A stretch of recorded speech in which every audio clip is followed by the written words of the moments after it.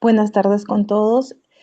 Y el Instituto de Desarrollo y Capacitación IDECAP les da la bienvenida, siendo el 31 de mayo, iniciamos la sesión 4 del curso de urgencias, a cargo de la doctora Lesia Elita González. Doctora, muy buenas tardes, sea usted bienvenida a esta clase y se le da el pase para que pueda iniciar esta sesión. Buenas tardes con todos. Continuando con la programación, hoy día vamos a ver dos temas de los diversos que tenemos en emergencia. Considerados netamente emergencias son quemaduras y crisis convulsiva, dos temas muy frecuentes en la emergencia, tanto en la emergencia pediátrica como en la emergencia de adultos. Entonces comenzaremos con quemaduras. Las quemaduras, como nosotros sabemos, son lesiones que son un desafío global de la salud pública por la cantidad de presentaciones que existen, válgase incendios o tipos de quemaduras, ya vamos a ir viéndolas poco a poco, pero se proyecta que estas vienen produciéndose un promedio de 180.000 muertes anuales, según datos emitidos por la OMS en el año 24, que es el último censo que se tuvo de las quemaduras. Como ustedes verán en la lámina, existen quemaduras de diverso tipo y de diversos grados, ¿no? Y por diferentes agentes también. Entonces, ahí vamos a ir viéndolas poco a poco, la clasificación de ellas. Aquí tenemos en las imágenes unas lesiones ampulares correspondientes a quemaduras. Aquí tenemos un incendio de gran magnitud, como ustedes ven. Acá también una imagen, acá una quemadura por radiación o radiación solar. Y acá los famosos incendios forestales que ahora están muy de moda. No digamos de moda, sino muy frecuentes, ¿no?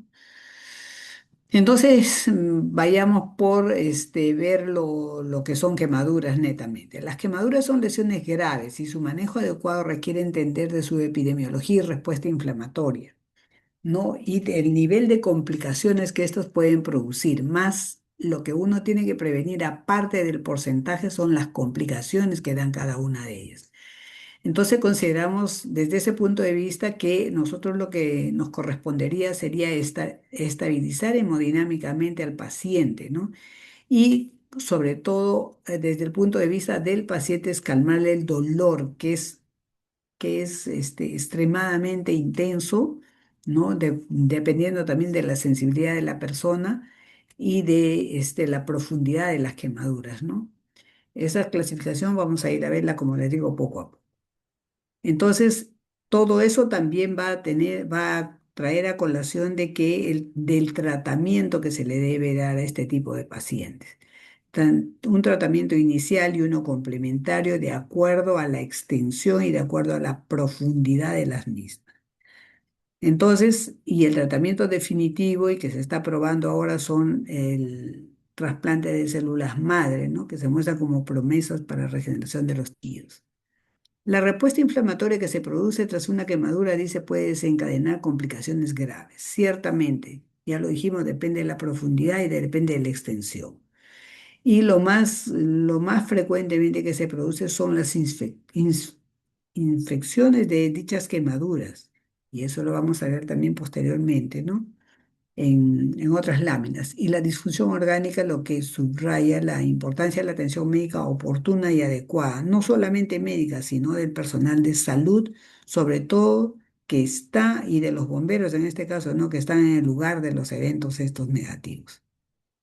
Acá vemos también diferentes tipos de quemaduras, hasta quemaduras de tipo crónico e injertadas, ¿no?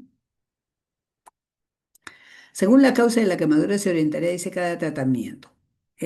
Existen diferentes tipos de quemaduras y por eso es que también para cada una de ellas tiene que haber una forma, un manejo, ¿no? Por ejemplo, una de ellas son las quemaduras térmicas profundas. El tratamiento es mediante intervención quirúrgica lo más rápido posible porque son térmicas y profundas. En cambio, si es por congelación, que es un tipo de quemadura también, el manejo es por recalentamiento. Existe una terapia de trombolisis y observación del paciente, ¿no? Para ver, primero identificando cómo se clasifican las quemaduras. Las quemaduras pueden ser quemaduras térmicas, por productos químicos, eléctricas por congelación y radiactivas. Ese es el tipo de quemaduras. Las quemaduras técnicas son las que más frecuentemente se presentan también, como lo dijimos anteriormente. Un 80% de quemaduras son de tipo térmico, causadas principalmente por contacto directo con objetos o líquidos calientes, ¿no? Pues también se incluye el fuego de las llamas, ¿no? Que es un contacto directo y es el más común. En este tipo de quemaduras térmicas existe una desnaturalización de proteínas y de destrucción de la membrana plasmática. De allí que se produce el dolor tan intenso, ¿no? Porque ahí están las terminaciones nerviosas. Las quemaduras por productos químicos pueden ser de dos tipos, pueden ser ácidas o pueden ser alcalinas. A pesar de ser alcalinas, también producen quemaduras. Las más frecuentes, por ejemplo, el ácido muriático, también se produce, ¿no? En álcali se producen, por ejemplo, las quemaduras por otras sustancias que también corroen la piel, ¿no? Y producen necrosis y liquefacción y el tejido se convierte en una sustancia casi líquida y gelatinosa, viscosa, así, ¿no? Las quemaduras eléctricas son las que se producen por los cables de alta tensión o cables o enchufes, conexiones que nosotros tenemos a veces en la casa también, ¿no?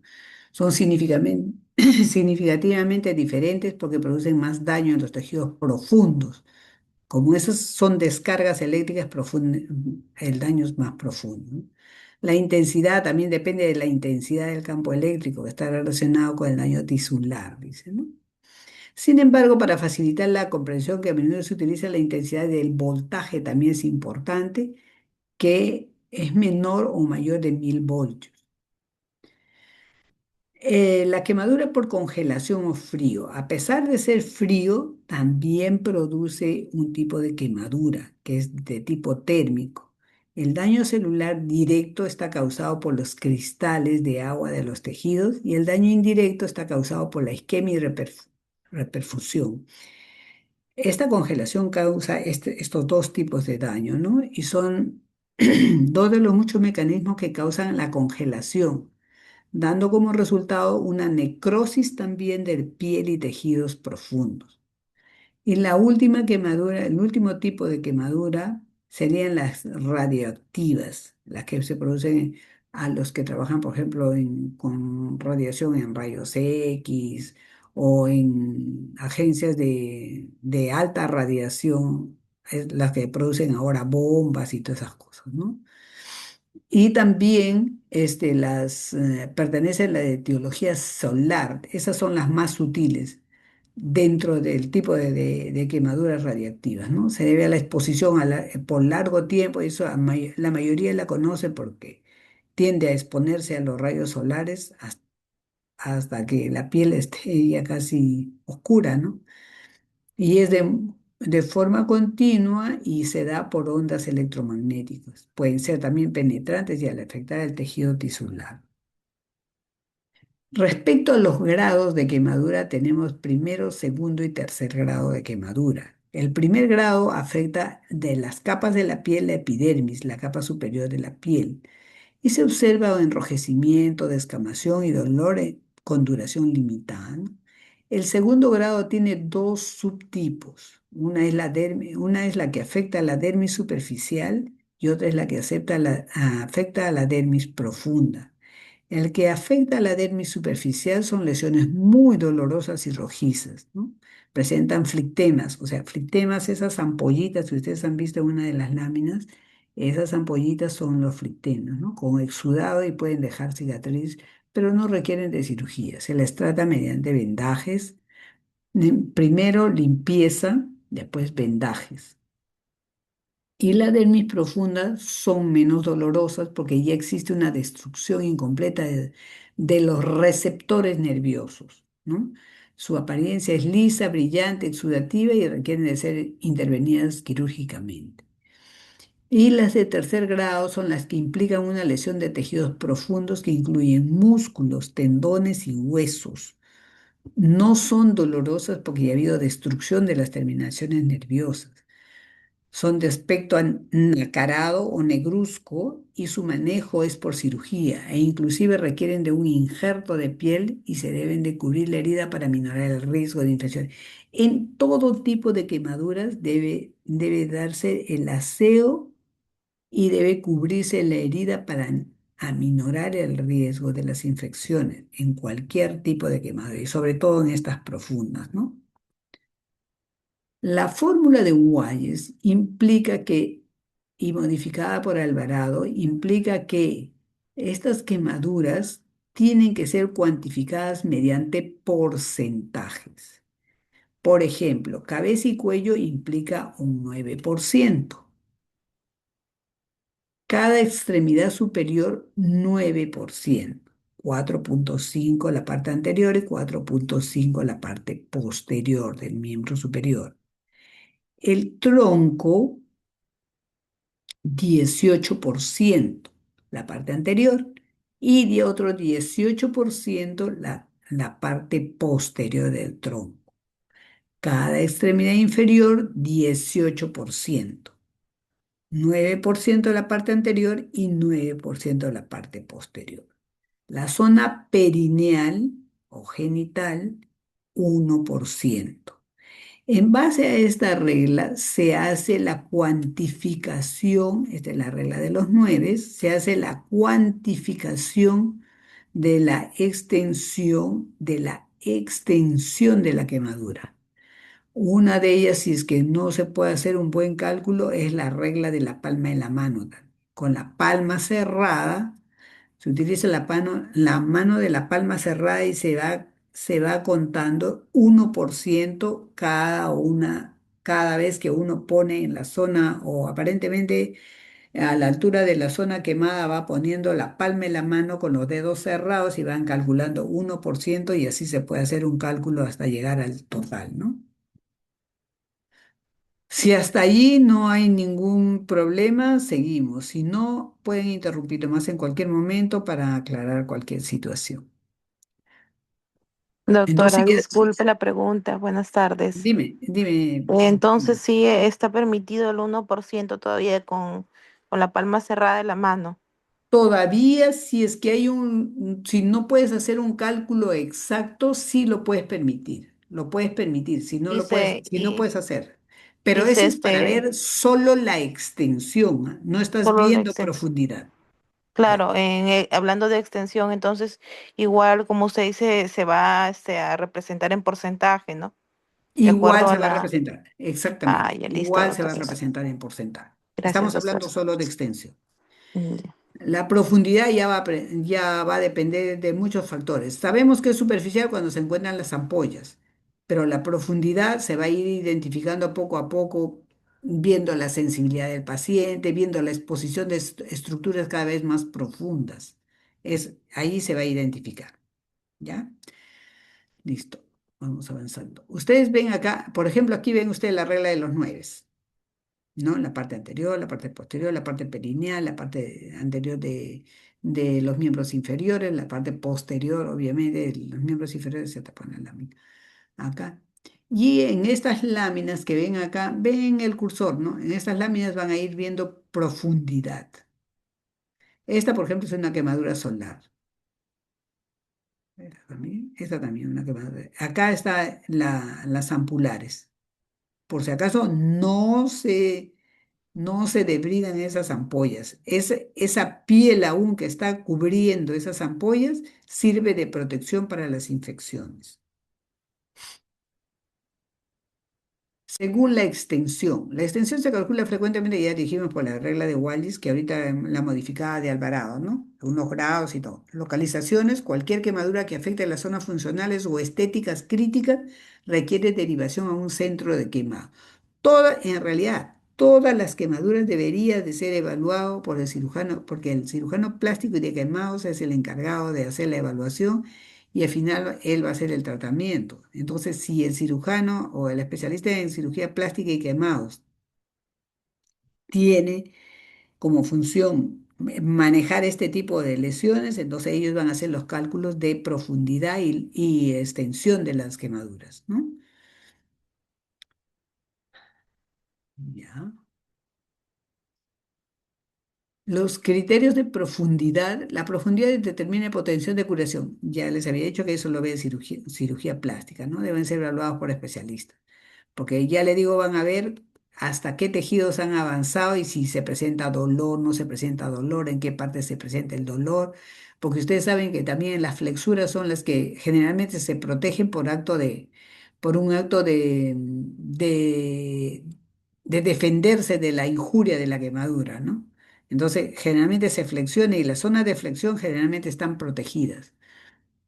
Otros criterios adicionales tienen que ver con causas específicas, ¿no? ¿Qué tipo de quemaduras, si son químicas, si son por inhalación de humo, sobre todo en los bomberos, ¿no? Quemaduras eléctricas y pueden ser también, una se puede adherir a otra, o se puede sumar a otra, suponiendo que los humos se suman a la quemadura directa por un incendio, ¿no? Entonces, a veces también existen esa suma de quemaduras, ¿no? Los pacientes vulnerables obviamente son los niños y los adultos mayores, porque tienen dificultad para defenderse, para protegerse, para salir y ponerse a buen recaudo, ¿no? Y por ende ellos también son los que tienen mayor riesgo de complicaciones. Las patologías asociadas, todo tipo de enfermedad, todo tipo, diabetes, hipertensión, todo tipo de enfermedad. Hablar de enfermedades es hablar es tan grande la gama de enfermedades que uno puede tener. Esa va a ser coadyuvante a una quemadura, entonces la complicación va a ser mucho más severa y puede conducir a enfermedades graves. Por eso dice enfermedades preexistentes, porque tendría que manejar, aparte de la quemadura, la diabetes, aparte de la quemadura, tengo que manejar la hipertensión, aparte de la quemadura, la insuficiencia renal, aparte de la quemadura, tengo que manejar todas las patologías que previamente ya ha tenido la persona o el paciente, ¿no?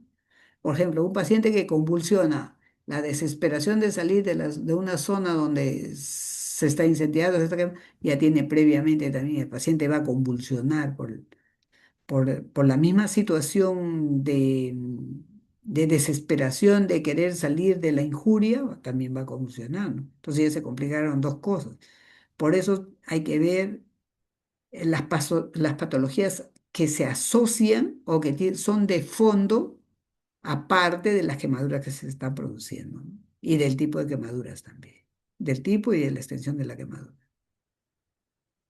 Manejo inmediato, es obvio, detener el daño inmediatamente, ¿no? Retirar todos los objetos ajustados. ¿Por qué? Porque producen mayor isquemia. Todo objeto, ligas, vendajes, qué sé yo, también que ha tenido previamente, hay que retirarlos porque eso produce mayor isquemia de la zona de la piel afectada, entonces obviamente va a producir mayor daño, ¿no?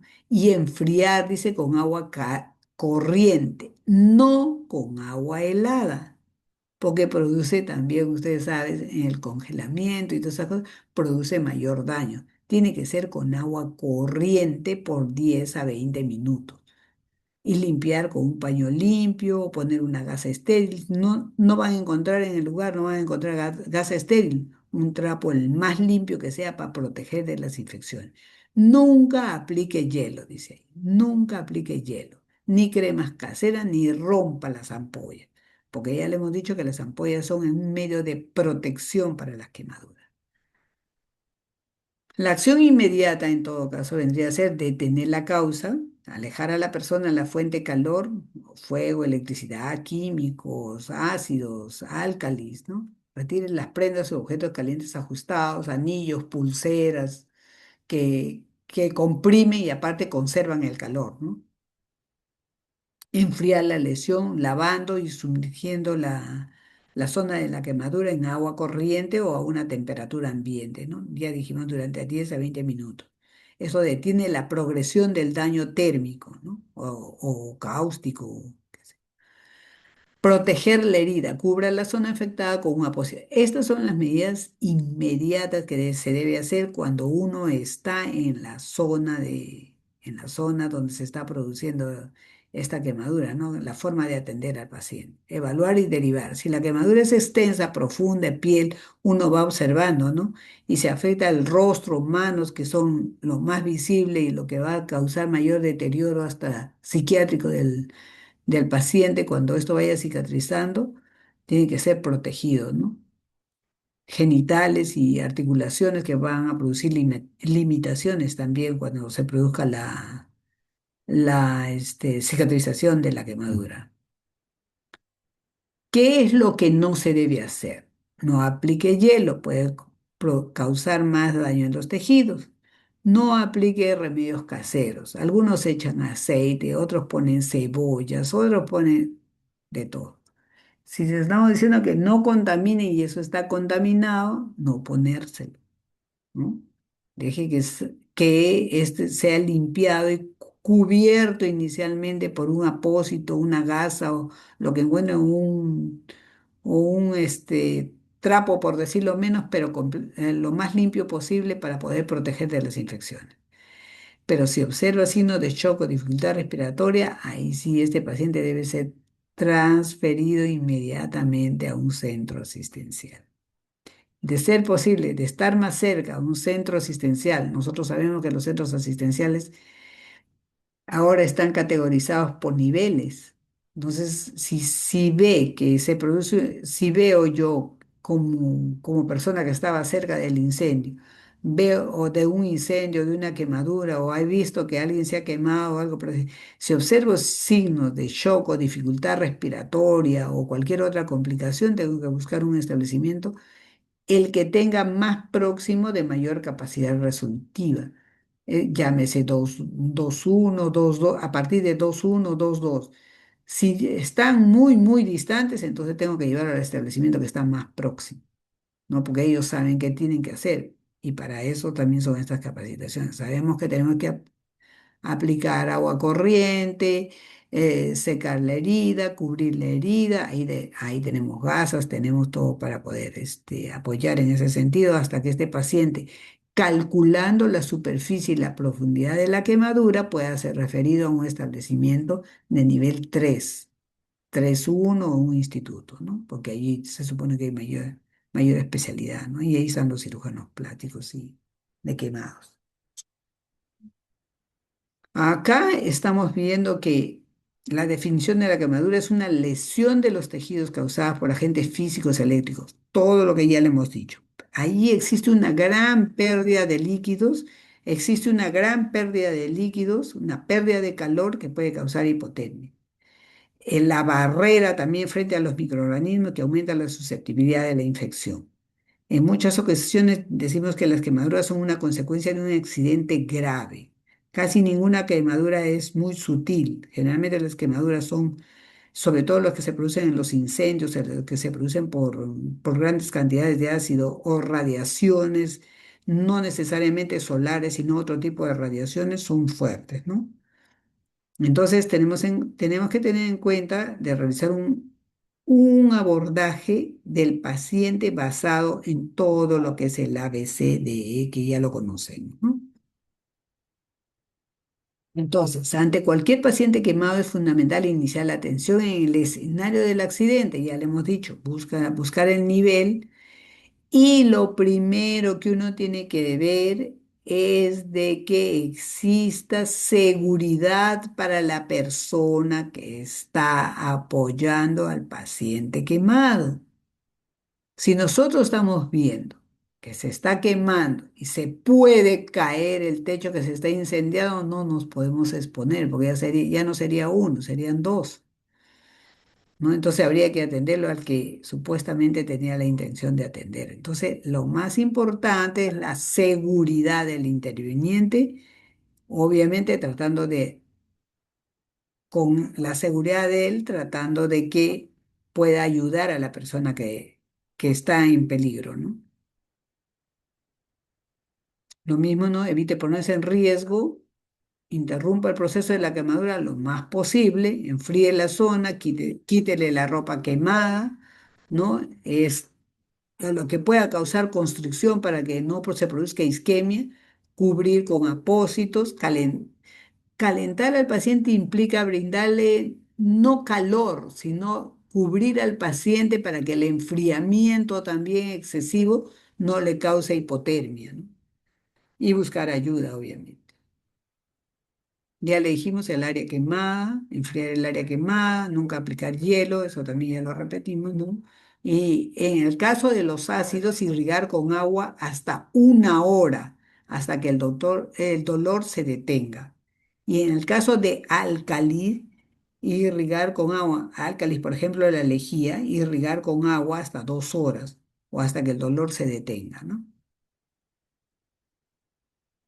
Ya se comentó el ABC, que ya lo vimos en una disertación anterior, en todo paciente que esté en riesgo, en toda persona que ya sea considerada un paciente, hay que ver el ABCD. O sea, el aire, flow de sangre, circulación, discapacidad y estado neurológico, ¿no? Hay que evaluar la escala de Glasgow. La escala de Glasgow tiene un puntaje de 15. Hay que evaluar cómo va el paciente. Apertura ocular, si abre espontáneamente los ojos, si ha llamado, recién abre los ojos, si al dolor abre recién los ojos, si no hay apertura ocular espontánea. La apertura ocular tiene que ser espontánea. La respuesta verbal, en la respuesta verbal hay que evaluar si está orientado, si está confuso, si emite palabras, si emite sonidos o si no hay una respuesta verbal. Y cada uno de esos, como ustedes ven en la escala de Glasgow, tiene un puntaje. Y todo eso, si el paciente está consciente, tiene una respuesta verbal, tiene una apertura ocular espontánea, todos los topes van a llegar a una suma de 15. Si el Glasgow es 15 sobre 15, eso quiere decir que el paciente está todavía coordinando y está consciente y puede brindar todo tipo de información. La respuesta motora consiste en que obedece órdenes, localiza lesiones, el paciente está completamente, coordina, ¿no? Si uno le dice flexiona, lo flexiona, si flexiona normalmente, cada uno tiene un puntaje. Si hay extensión o si no obedece ninguna orden o no puede hacerlo, ya tiene un puntaje de 1. Pero si todo está ok, está 4 más 5 más 6 y van sumando hasta 15.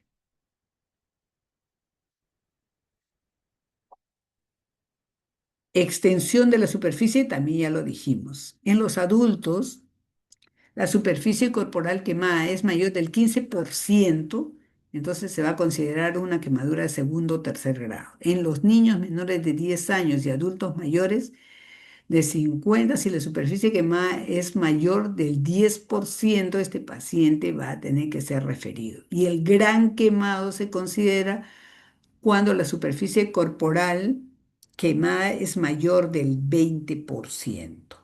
Entonces ahí ya lo tenemos todo. Ya tenemos la extensión, tenemos el ABC, tenemos la escala de Glasgow, tenemos si ya le hemos averiguado si tiene antecedentes de enfermedad, si se trata de adultos mayores o de niños, o enfermedades cualquier enfermedad que haya tenido, cualquier enfermedad que padezca, el tratamiento que recibe y todas esas cosas. Toda la información posible hay que sacar. Según la profundidad, también ya vimos que era tercer grado, de segundo grado. En zonas críticas que comprometen la estética y la parte funcional. En cara, obviamente, la estética va a comprometer, ¿no? Entonces hay que tener cuidado que lo menos posible de exponerse y cuidarse y protegerse. Además, uno por instinto siempre se protege la cara, los ojos, ¿no? Las manos, bueno, son las que más se van a quemar o incidentalmente también pueden quemarse los pies, ¿no? Pero habría que proteger periné y genitales también, porque eso también va a repercutir con las funciones de cada paciente, ¿no? Porque ahí se van a producir cicatrices y se van a producir éstasis de orina y todas esas cosas, ¿no? Y en las flexuras también, ¿no? Ya vimos según la etiología, también ya lo vimos, pacientes vulnerables y comorbilidades ya lo tratamos, ¿no? Pacientes con politraumatismo. Aparte de la quemadura, está politraumatizado. O sea, eso también hay que considerarlo, ¿no? Entonces, por eso se evalúa el ABC, ¿no? Niños, adultos con quemaduras, niños y adultos mayores con quemaduras moderadas graves, y esos pacientes tienen que ir a un hospital nivel 3, ¿no? Y las con graves, mire, ve, pacientes con enfermedades bases graves, diabetes, cardiopatía, inmunosupresión o embarazadas, son pacientes que van a tener que ser referidas a establecimientos de mayor capacidad resolutiva con un nivel 3, ¿no? 3.1 o institutos, ¿no? En los centros de salud, como les decían antes, hay que evaluar el ABC, primero la reanimación si el paciente está con problemas de ventilación, reanimar al paciente y alistar la referencia, ¿no? Evitar el enfriamiento, hay que cubrirlo de todas maneras con una sábana, una colcha que esté limpia, ¿no? Para evitar también, uno para evitar las infecciones y otro para evitar los enfriamientos también, ¿no? Y la protección de la herida. La fórmula de Parkland para segundo y tercer grado implica que en los establecimientos de salud aún de primer nivel se debe considerar esta fórmula. El volumen total a administrar por vía endovenosa es 4 mililitros por el peso corporal en kilogramos más la consideración de la superficie de la quemadura, que hemos dicho con la ley de los 9 o con la palma de la mano. Si ya consideramos la superficie de quemadura, ya tenemos aproximadamente el peso corporal por 4 mililitros, va a ser el volumen total a ser administrado en 24 horas de líquido vía endovenosa. ¿Se entiende hasta ahí, no? Ya. Ahora vamos a ver crisis convulsiva. Es otro tema que me han encargado. La crisis convulsiva es una alteración eléctrica cerebral inusual que causan movimientos involuntarios como rigidez y sacudidas rítmicas o cambios de la conducta. Pueden ser focales o pueden ser generalizadas. Las focales son en áreas limitadas, por ejemplo, el movimiento de los brazos o movimiento de la cabeza y cuello o movimientos por momentos de solamente de los brazos, ¿no? O solo de las piernas o las movimientos de todo el cuerpo que son las generalizadas, ¿no? Aquí vemos las crisis convulsivas que tienen que atenderse, dando el ABC al paciente que está echado, el paciente que está convulsionando arriba. Eso se ve hasta en la calle. O sea, la asistencia tiene que ser comenzar por el ABC, ¿no? Y como ahí se va en nuestro país, se va a acercar la policía, el serenazgo, alguien que tenga conocimiento de salud. Entonces, prevenir que este paciente se aspire si está vomitando, ponerlo de ladito, cuidando si es que se ha caído, cuidando la parte cervical. Si hay la posibilidad de conseguirse un collarín en buena hora, se consigue collarín y se le rota en bloque para no hacer daño cervical.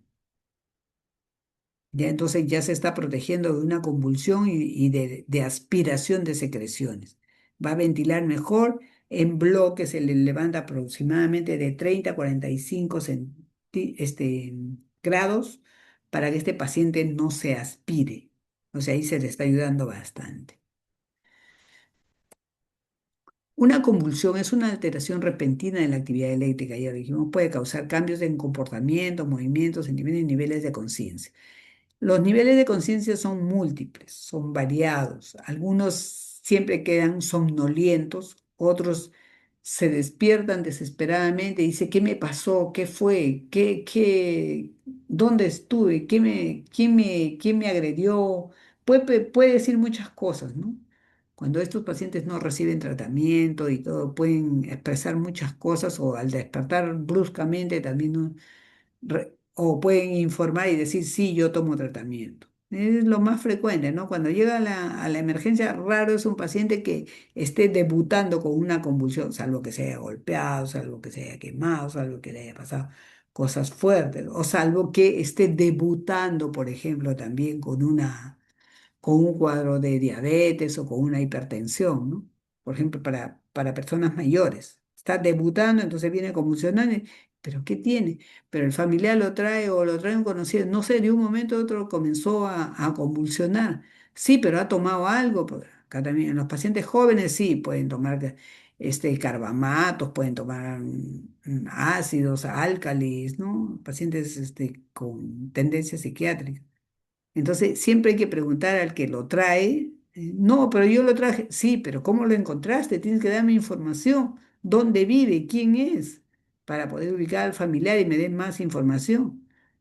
Por ejemplo, yo no teníamos en el hospital un paciente que decía, quiero ayudar a mi casa, voy a vender caramelos. Se iba a vender caramelos a un mercadillo que había cerca del hospital y terminaba tomando alcohol y venía convulsionando. Y era casero, como dicen, ¿no? Casero. Él venía convulsionando. Oye, pero tú ya has venido la vez pasada, ¿no? Tú te pones a tomar. Y dejaba, pero era muy cuidadoso porque dejaba su mochila con todos sus productos, le dejaba a alguien cuando se iba a tomar. Y sabía que después de la convulsión iba a ir a recoger su mochila para irse a su casa. Pero, y no tomaba los medicamentos. ¿Por qué? Porque le gustaba el alcohol. Entonces, casos como esos, contaría infinitos, nos pasaríamos la noche hablando de la cantidad de las cosas que se ven en los servicios de emergencia, de los casos que se ven en servicio de emergencia, ¿no? Y sí, mucho paciente viene convulsionando, sobre todo los pacientes epilépticos, ¿no? Cuando descontinúan, dicen, no, ya no convulsiono, ya he dejado de tomar, o me han recetado un medicamento casero, o he ido a la farmacia, esa es la clásica. Y dejó de tomar su fenitonina, su Epamin, dejó de tomar y otra vez regresa la convulsión. Ahora, pacientes que convulsionan persistentemente y hay que sedarlos, ¿no? Hay que sedarlos para evitar que se aspire sobre todo. A muchos de ellos llegan hasta la intubación. Entonces, después que se les calma, ya se les trata, se les ha ingresado a la unidad de trauma shock, ahí se ha calmado, se ha puesto su diazepam, aparte se le ha epaminizado. El paciente está calmado ya recién, el paciente comienza a darle informaciones. Sí, no es la primera vez, o es la primera vez, o me he caído, o esto pasa desde que alguna vez tomé tal o cual cosa, o tal o cual medicamento, o me han golpeado o me han atropellado, cualquier cosa de esas, ¿no? Hay que ver esos antecedentes. Entonces, tener dos o más convulsiones con al menos 24 horas de diferencia se consideraría en la emergencia, que son ahora manejados por los emergenciólogos, más de las veces por médicos internistas, hasta que no sea evaluado por el neurólogo, se considera una epilepsia, ¿no? Entonces hay que darle su tratamiento y una vez que aparezca el familiar, porque a nadie se le puede dar de alta si es que no viene un familiar o una persona que sea responsable, ¿no? A ningún paciente, y eso por la misma ley de emergencia. Sin embargo, dice, la epilepsia no ocasiona todas las convulsiones. Exactamente, todas las cosas que yo les he dicho, un golpe, una quemadura, todo eso, ¿no? La mayoría de convulsiones duran de 30 segundos a 2 minutos, la mayoría, pero algunos convulsionan persistentemente y a ellos hay que sedarlos. Y el ABC, ¿no? Los tipos de movimiento, ya lo dijimos, son focales, son generalizados. También incluyen los movimientos tónico-clónicos, los problemas de ausencia, no se dan cuenta, no saben quiénes son, no saben cómo se llaman, no saben dónde viven, no tienen antecedentes sobre la infancia, ¿no? Hay persistencia también de mioclonías, o sea, con movimientos de ciertos músculos de los brazos, de las piernas, ¿no? Y un tipo de movimientos atónicos también, pérdida total y repentina del tono muscular. Por ejemplo, uno agarra, busca reflejos y no los encuentra, ¿no? Factores desencadenantes, el consenso clínico señala que la crisis pueden ser provocadas y exacerbadas por factores específicos e inespecíficos, ya lo dijimos, ¿no? Privación grave del sueño, insomnio, en pacientes, por ejemplo, epilépticos ya, altos niveles de estrés emocional, ¿no? Fiebre, o sea, se desencadena, ¿no? desencadenan, todos estos factores desencadenan las convulsiones. Aún, a veces, aún a pesar de estar con manejo con antiepilépticos o anticonvulsivantes, ¿no? Aún estos factores son los que condicionan que se vuelvan a presentar este tipo de patrones. Tener una crisis no significa necesariamente padecer de epilepsia, por eso el que va a dar el diagnóstico definitivo en estos casos es el neurólogo, porque va a hacer diferentes estudios todavía para que definitivamente pueda catalogar si este paciente es o no epiléptico. Va a hacer una buena historia, va a indagar con la familia, va a indagar con los vecinos, va a ver las enfermedades de fondo, o sea, el que va a definir y le va a dar el tratamiento definitivo es el neurólogo. Las concomitancias, que también pueden ser leves o graves, algunos síntomas de convulsiones pueden incluir confusión. El paciente no se acuerda definitivamente qué le pasó. Tiene episodios, no, no me pasó esto, no, ¿por qué estoy acá? ¿Por qué me han traído? ¿Quién me ha traído? Y a veces se tornan hasta agresivos, ¿no? Y se van, simplemente se van. Y tampoco nadie puede detenerlo, ¿no? Pero uno está esperando a los familiares, ya vendrá el familiar, ¿no? Que no vendrá, indagará, ¿no? Pero siempre tiene un familiar o un conocido que da la información, ¿no? Los cambios en las emociones, en la forma de pensar. Puedes sentir miedo, puedes pasar a la convulsión, obviamente, ansiedad o sensación que hay vivido ese momento conocida, ¿no? Se conoce, dice, como déjà vu, que en francés significa ya visto. Es la sensación subjetiva de una situación que está viviendo en el momento presente o se ha experimentado en el pasado. Ese es como quien dice que arrastra problemas que ya le hayan sucedido, ¿no? O problemas que le causan miedo, temor, esas cosas. Ya lo dijimos, clasificaciones, ya lo dijimos, las convulsiones focales, ¿no?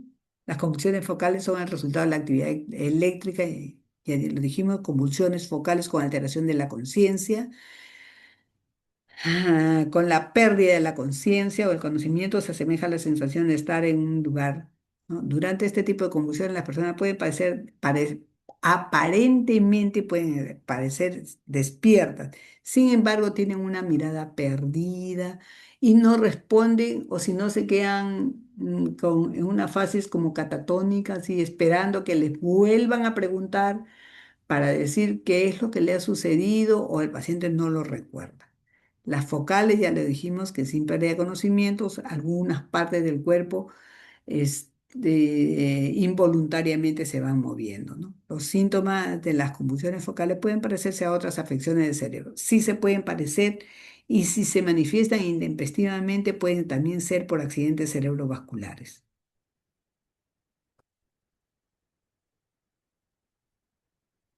Estas de acá las va a definir, como les dije, el neurólogo, porque va a tener que hacerle diferentes pruebas, dentro de ellas la tomografía, porque también pueden producir cuadros hemorrágicos, los cuadros convulsivos, como también los tumorales y los isquémicos.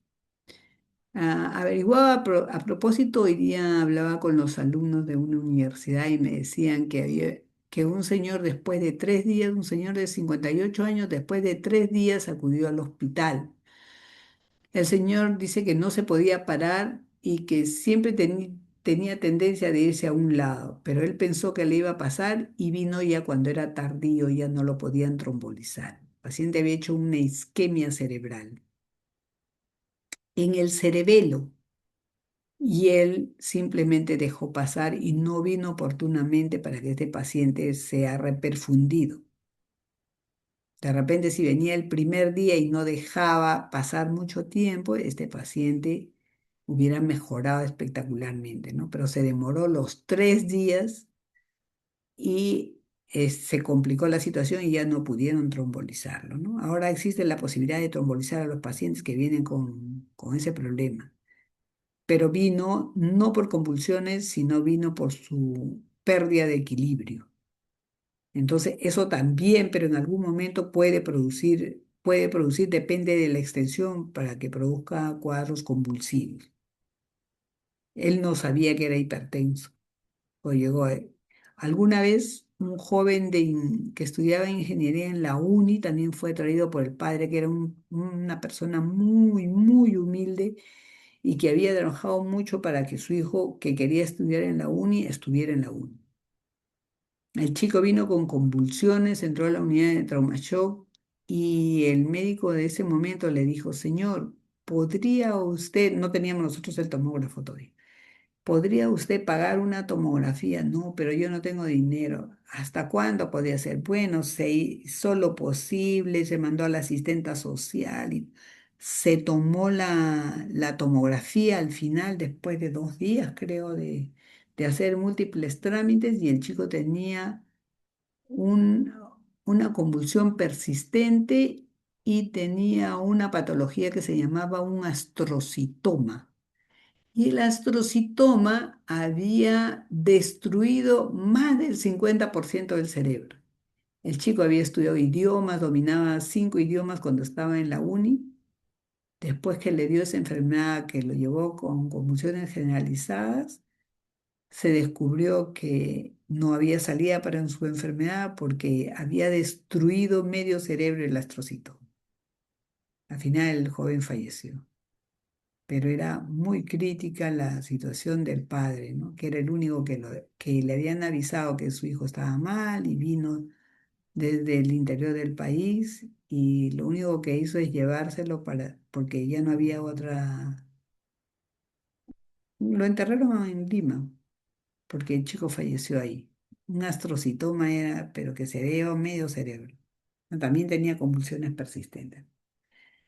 Les cuento algunos casos clínicos porque para que ustedes tengan idea que el tema de las convulsiones es un tema tan amplio que la hipertensión, la diabetes, cualquier tipo de patología puede condicionar una convulsión, ¿ya? Convulsiones tónicas, ¿bien? Crisis de ausencia, ya le dije que no sabe dónde está. Convulsiones tónicas, las convulsiones tónicas que causan rigidez, como que se quedan duros ahí un rato hasta que se les pase y poco a poco conversando se puedan relajar, ¿no? De brazos y piernas, ¿no? Convulsiones atónicas también son las que causan la pérdida repentina del control de los músculos. Esas patologías tienen que ser evaluadas directamente por los neurólogos, ¿no? Las clónicas, ¿no? Que se asocian con movimientos musculares espasmódicos, se mueven y se quedan después duros. Entonces son movimientos musculares espasmódicos, ¿no? Convulsiones mioclónicas, también diferentes grupos musculares se van moviendo. O tónico-clónicas se alteran unas con otras, ¿no? Las clónicas con las mioclónicas y así van alternándose, ¿no? Las convulsiones tónico-clínicas duran varios minutos. También pueden comenzar como convulsiones focales que se diseminan para afectar la mayor parte o la totalidad del cerebro. Depende de la patología que tenga.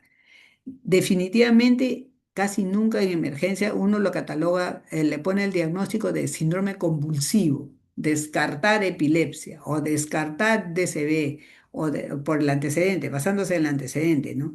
O si no pone, a veces nosotros acá hacemos juego con los mismos jóvenes que están en la universidad y llegamos a encontrar de un paciente que viene a la emergencia que supuestamente primera vez le ha sucedido algo, llegamos hasta con 8 o 10 diagnósticos.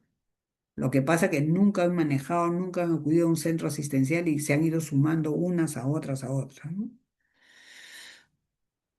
Estas son las etapas de la convulsión. Hay algunos pacientes que tienen auras, o sea, tienen pródromos o auras donde ellos identifican, por ejemplo, tienen dolor de cabeza, una cefalea.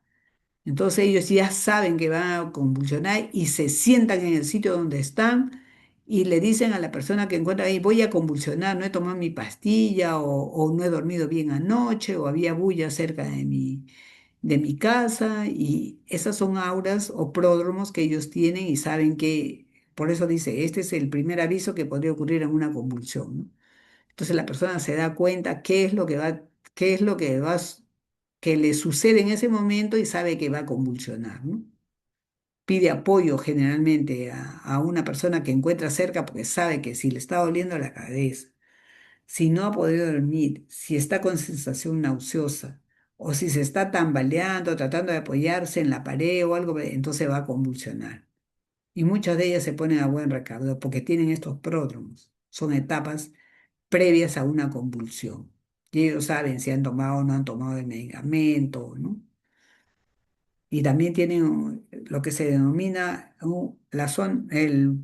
el momento ictal, o sea, propio de la convulsión, y el posictal, donde ellos te miran como si estuvieran perdidos, ¿no?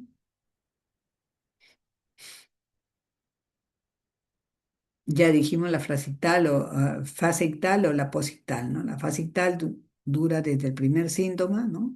Del aura hasta el final de la convulsión.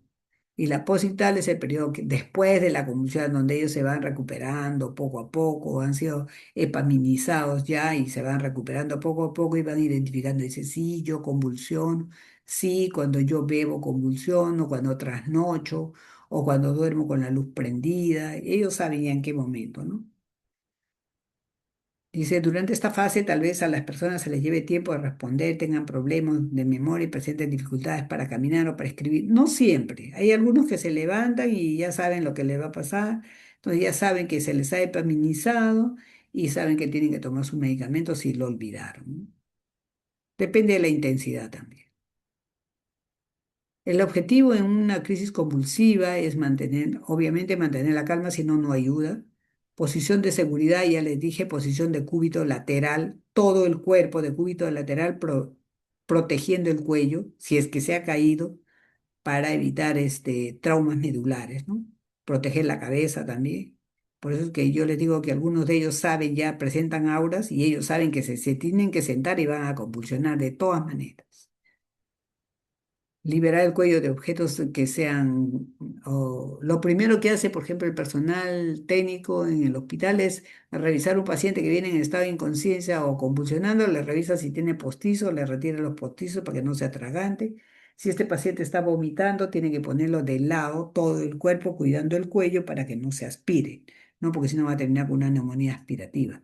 Y obviamente no administrar medicamentos vía oral, todo tiene que ser vía endovenosa. ¿Cuándo llamar a la emergencia? Cuando te solicitan asistencia, ¿no? Si la crisis dura más de 5 minutos, si es la primera vez que la persona convulsiona, también está identificar el por qué, ¿no? O si esta persona está embarazada, porque hay muchas personas que tienen ya el antecedente de problemas convulsivos como epilepsia, son personas que se embarazan, quieren embarazarse, pero generalmente esta enfermedad en mujeres embarazadas que tienen antecedente de epilepsia, los hijos también la heredan. La persona no recupera la conciencia en una y otra crisis. Si ocurre una lesión física, obviamente una caída, algo tiene que llevarse a un centro asistencial de todas maneras y averiguar sobre los antecedentes. Las benzodiazepinas se les puede aplicar inicialmente, ¿no? Si no tienes la carga de la fenitoína o el Epamil, entonces le colocas una benzodiazepina. Generalmente son benzodiazepinas, un diazepam, ¿no? Si no tuvieras, ya le puedes poner lorazepam, midazolam o diazepam, ¿no? Pero generalmente se le pone diazepam, que es más frecuente. Le pones eso y después lo epaminizas. En un frasco de 100 centímetros le pones las 10 ampollas de Epamil, ¿no? Y ahí le vas pasando en 30 minutos, controlando vía aérea, controlando frecuencia cardíaca, controlando las funciones generales.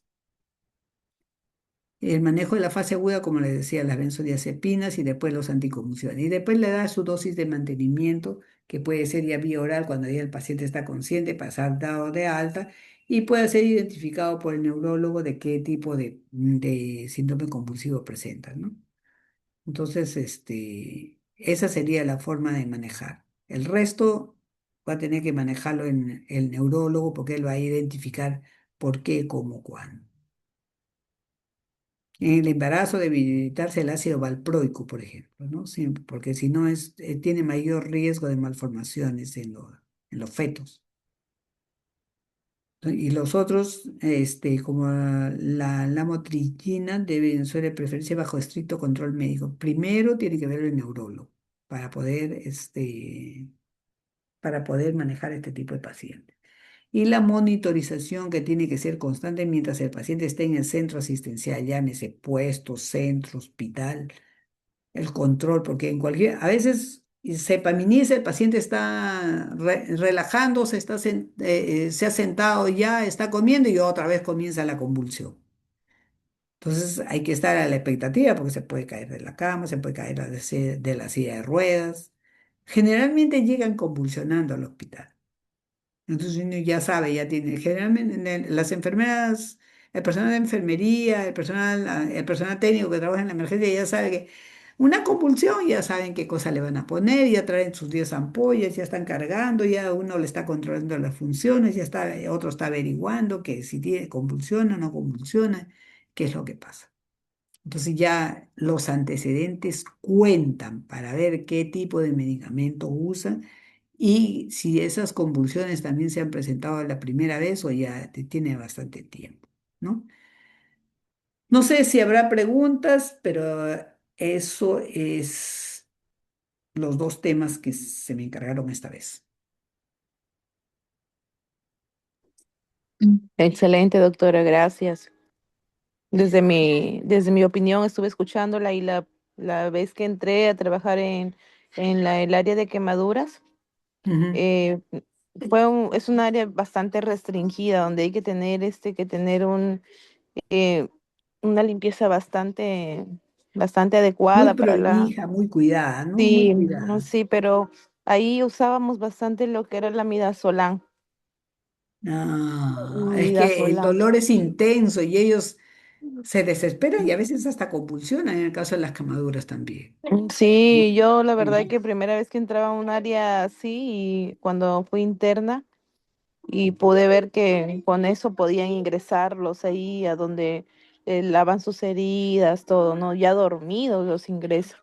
Sí, porque no se dejan. Y si son niños, Sí, el dolor debe ser brutal. No, no se lo deseo, no, no, no quisiera percibir ni mirar a un niño. Para mí, deprimente ver a niños. Yo más manejaba adultos, ¿no? Pero, pero cuando se da la situación, tienes que manejar niños, tienes que manejar adultos, tienes que manejar todo el tipo de pacientes, ¿no? Porque a veces el pediatría no tiene espacio y lo pasan al niño a la sala de adultos y ya tienes que manejarlo. Y además todos tenemos que estar preparados para saber qué hacer y qué no hacer, que es lo más importante, porque si no ayudas, imposible que pueda mejorarse, ¿no? Que se pueda gracias mejorar. doctora por su No, aporte. gracias a ustedes. Si no hay preguntas, eso es todo. Muchas gracias. Nos vemos en una última, creo que nos falta.